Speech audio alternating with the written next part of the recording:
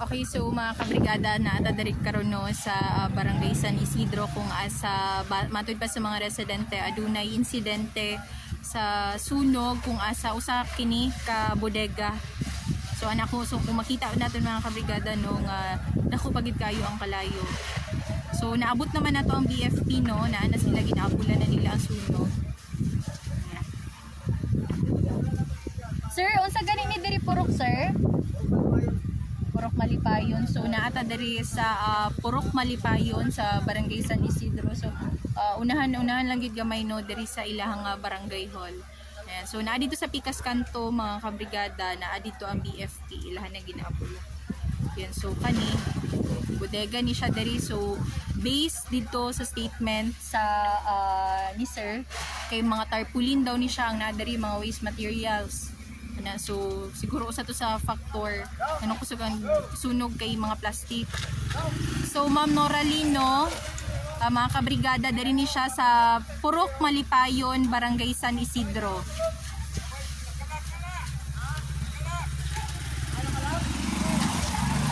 So kusog kay siya mga kabrigada. So dili kay siya klaro sa video no ay ara pa din naton siya ma-zoom.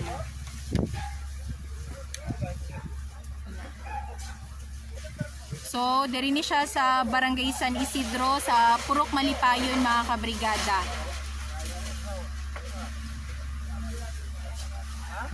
So, based dito no sa mga statement sa mga residente diri kay usa ni siya ka bodega sa mga waste materials. So, naa diri mga tarpaulin. So, mostly nga naa diri sa ano mga plastic. So ato naapod day makita diri no mga residente nagbitbit og hose, nagtabang og apula sa sunog. Sir, unsa ni siya oras na hitabo ang sunog? Taod-taod lang? 15 minutes. So 15 minutes ago lang mga kabrigada nahitabo ang sunog. So kung makita naton diri kung ato ang i-zoom kung maklaro pa ba ninyo daw na no I mean ang balay or karing building nga naa wala na gilamoy na siya sa kalayo.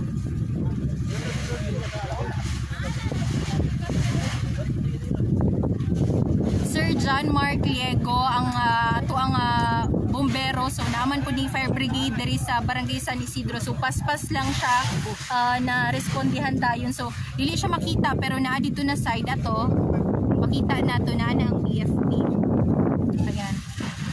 So pahimangno dito sa mga residente no paspas nato ni matabangan ang karing mga nasunugan kung mo report dayon ta dito sa ato authority sa Bureau of Fire. Aran so mo isbog ta dire para maklaro nato ang nahitabong sunog. Ayan.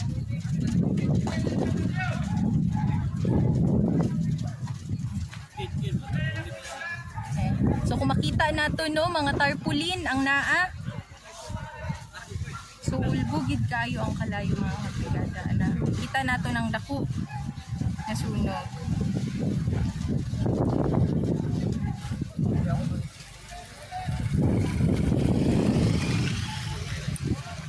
So ato ang usbon no.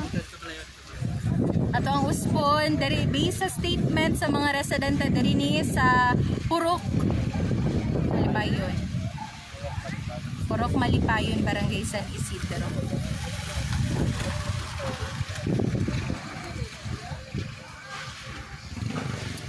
Mga kabrigada, diri ni siya sa Purok Malipayon, Barangay San Isidro. Ayan, so naana dito ang Bureau of Fire oh. Lahan ng ginaapula. So dakong kalayo mga kabrigada. Murag ang tibuok lote gihakop sa sunog. Barangay Purok Malipayon, Barangay San Isidro, Jansan po.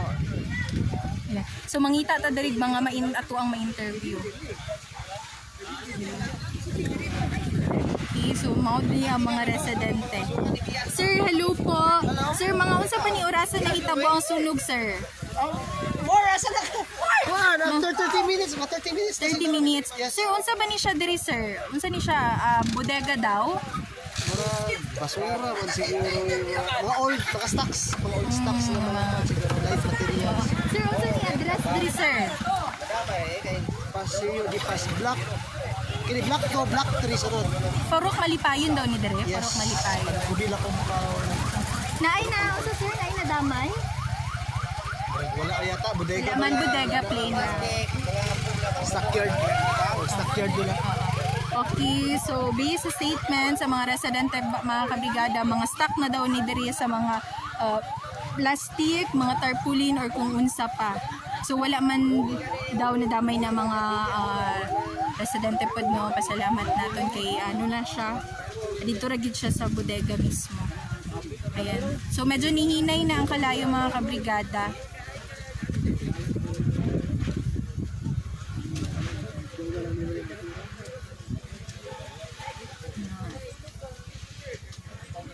So sa ato ang mga residente dara, no, pahimangno nato na kung dunay mga susamang insidente sa sunog, report tayon ta sa otoridad para paspas dayon marespondihan.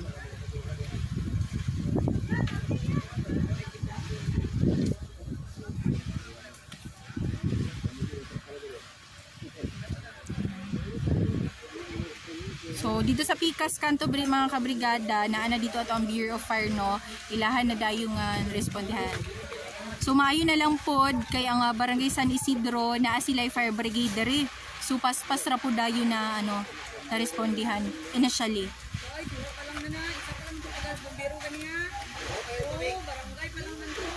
Yan, so una-una ang niadto ang Barangay San Isidro Fire Brigade, and then nag-proceed na dayo ng Bureau of Fire Protection. So init kayong panahon, mga kabrigada, na dungagan pa aning hitabong sunog. So diri ni sa Purok Malipayon, Barangay San Isidro, Jensen, nahitabo ang sunog. So pila ka kanto unahan sa Barangay Hall. So diri ra ni sa Jensen nahitabo ang insidente, mga kabrigada, no, diri sa Purok Malipayon, Barangay San Isidro, Jensen. So mga around 15 to 30 minutes nahitabo ang sunog. Yes po sir, karon ni live ni Sir Andrew Salgado, karon ni live ni siya, sir.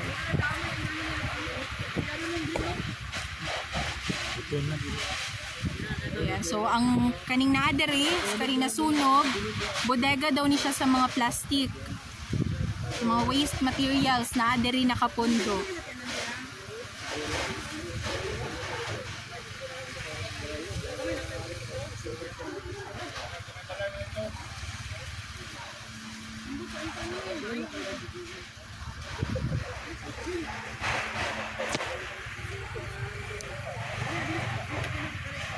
So sa ato mga kabrigada, no, kanunay tang mag-amping sa kunsa, so mo transfer ta para ato ang masubay dito sa doon.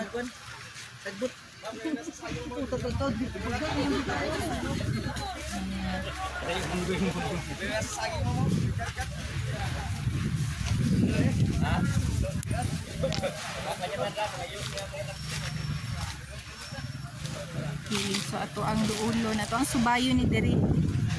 Ato ang makita. Diri na po yung mga residente.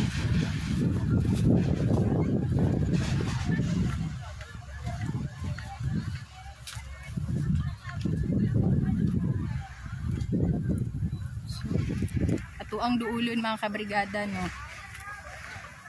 Kay ari sulod karing sa pader, dara na hitabo ang sunog.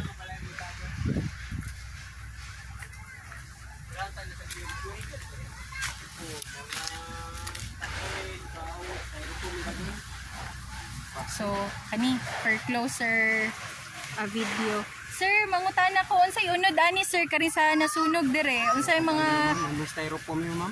so mga plastic ni siya mostly. Polyester, plastic kahoy. Birigan na lang, mga stockyard nila. Okay. Paspas ra ba dayon na respondihan sa ato ang ano, sir, Bureau of Fire Protection? Okay. So pagkita ninyo dere, dako na kayong kalayo. O dako ng kalayo. Kalayo na, bigla lang. Sige, so paspas daw mga kabrigada no ni kusog ang sunog. Based dito sa statement mo, sir. Ayan. Kita natin dere ang Bureau of Fire Protection.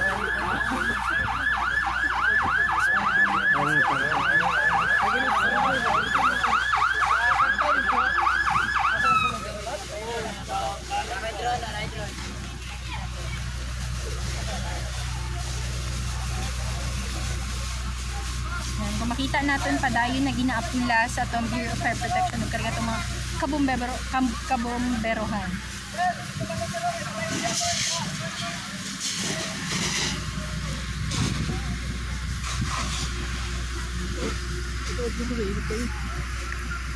Okay, so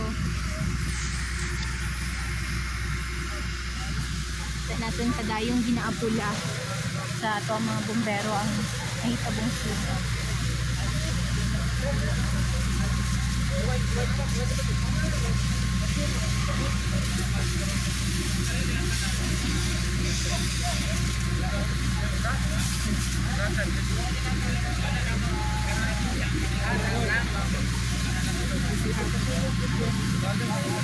Kap, hello po. Liza Labaho po ng Brigada. Kap, mangi-interview lang ko. Unsa ni orasa nahitabo ang ang sunog?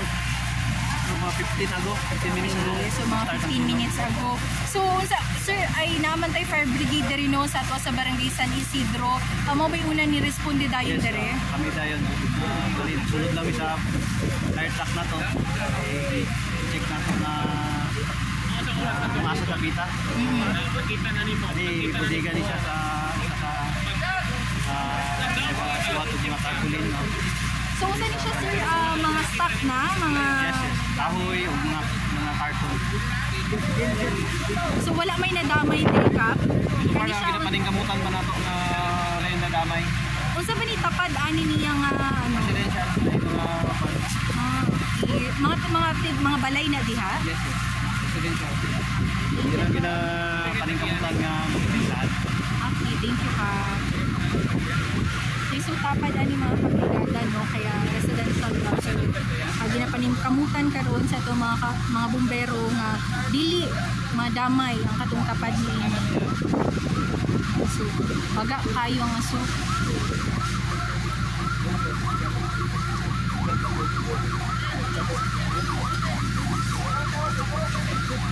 So sa ato mga kabrigada diha no, na mga nagtanaw karon sa ato ang live, maging vigilant ta sa ato ang palibot o i-check nato na to ang mga appliances, ato ang mga wirings para as much as possible malikayan na susama ni ining insidente, especially karon nga ting-init.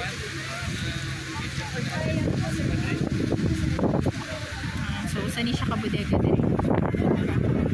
So ara na nato ang Bureau of Fire Protection.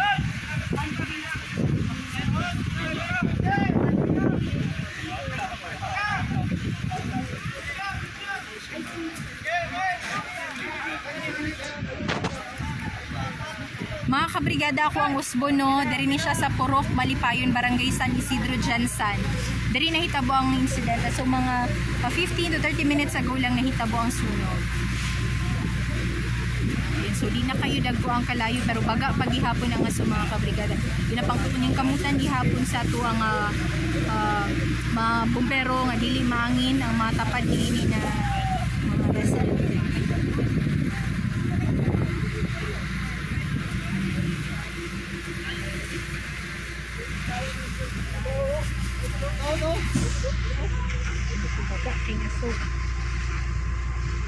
Kita natin dire mga kahoy ang anaa. Mga kahoy, mga plywood, mga hilamon. Okay, so sir, sa mga naadiri ng mga butasan na sunog? Karton. Okay, mga karton. So usa to siya sa factors mga kabrigada nga nung paspas ni kusog ang kalayo kay tungod mga karton. Mga naadiri mga kahoy, mga plastic. So makita natin.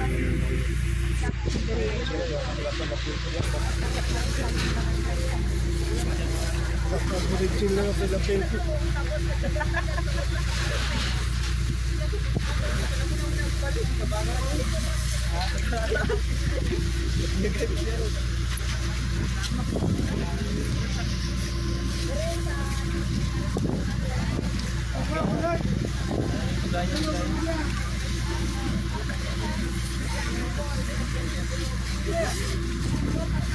Okay, so mga kabrigada, no, atangin ninyo ang dugang detalye sa ato ang Brigada News FM Jansan sa 89.5 ug unya brigada, mga kabrigada, pasado alas 5 sa hapon sa Ronda Brigada. So atangin ninyo ang kinatibok ang detalye kalabot ni ini.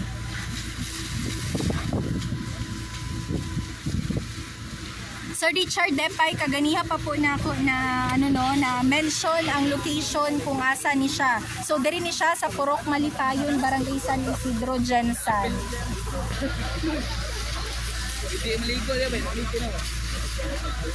So atong usbon, diri ni siya sa Purok Malipayon, Barangay San Isidro, Jansan. Nahitabo ang insidente sa sunog sa usa ka bodega.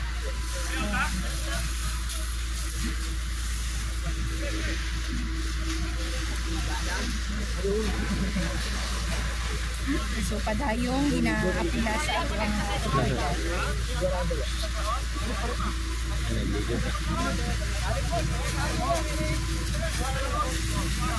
So naay po diri si Captain Defrox Limang, no.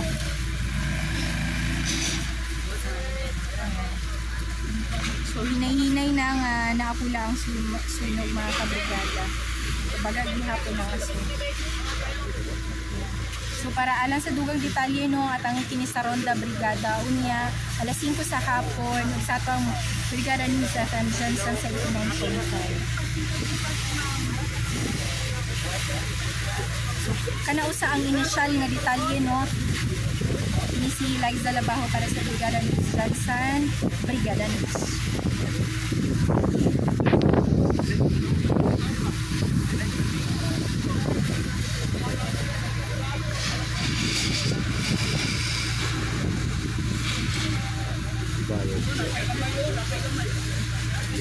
Atong pa sa bush, ka-tenant ya, bantay.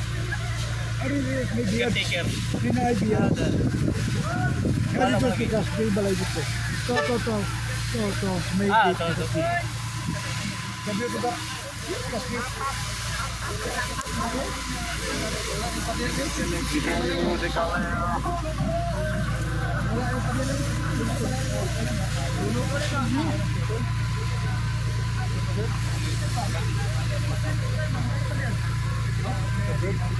Sunog-sunog.